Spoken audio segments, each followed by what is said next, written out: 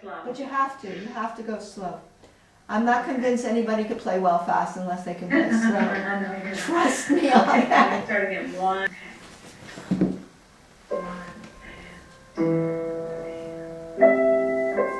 One and two and less and two and one and less. Good. Soft E.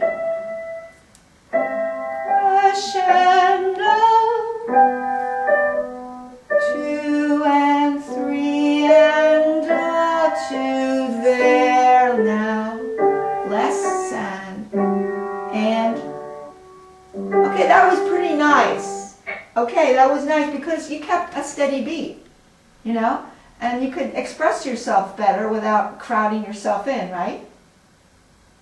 That felt better. Yeah, of course. Now the very end, just make sure that last measure is, you know, and we are doing the quarter, the half note to the quarter, right? Not the quarter to the half note, which I think is right. Which I think is right. You know what? I've seen several editions. Okay, so at the end, they'll keep that steady beat. So 1 and 2 and wrist forward, off. See, wrist will go forward at the very resolution to the what? To the last note, the G. That's called an appoggiatura. It means that the F sharp doesn't fit the harmony of G below it. It clashes, right? The F sharp clashes and then it finally relaxes into what? The G. And the G has to be softer than the F sharp. So you have to really be in the moment with that 1 and 2. Here's where you go forward. Just at the, I think that the half note quarter is more often played than. Well, it actually has it on yours above it. Yeah. Well, on mine it has quarter half note, but I've heard it. Yeah, but I've heard it more often half note resolve. But do you see that little section above the? Yeah, the right footnote. above it. The footnote. Yeah. Well, if you have my edition, yeah. Okay, then it actually. Then it's different. It, then right it's above that. That's last, right. That's right. Measure. Yeah, right. They actually have it stretched out. Wait a minute. Is it stretched out, or is it all the way? It's not all the way to the G though. No, actually, in my edition that I think I sent you, it does not have it. It has the F sharp as a quarter note going to the second beat G and holding G over to the third beat. Oh, and they just stretched it out. Well, I like the stretched out version better. I think it's more valid. Okay. This is more Mozart, in my opinion.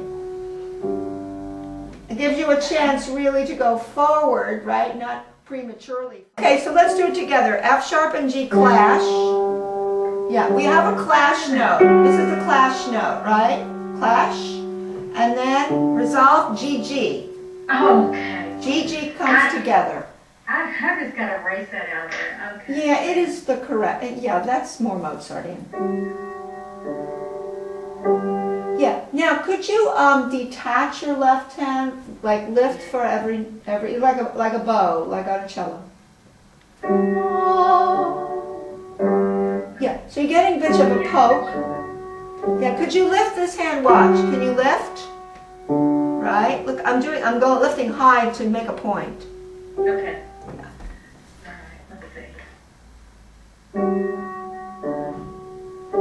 Yeah. Now let's count the ands in between and let's make sure that those are more tenuto. Tenuto means like press lift. So 1 and 2 and 3 and. Okay, only be softer on your last note, okay? Softer on your last G. Yeah. Practice the last note like this, but watch me. Forward, forward, forward, forward, forward. Yeah, even softer. As soft as you can. Softer. Better, better. Better. See, you want to get a feel for your instrument, how soft you can play where it doesn't disappear, right, on you, and where it doesn't get too loud. That's like the feel of the instrument, right? The feel of it. Where would you do it more at the end? Well, yeah, it melts into the G. Remember, the F sharp is the clash note, right? And that is the tension note. But the release of tension is the end. Right, that was good. No, the other sound was better because it really melted. You're melting it to that, right? Like a ballet dancer with wrists. Wrists.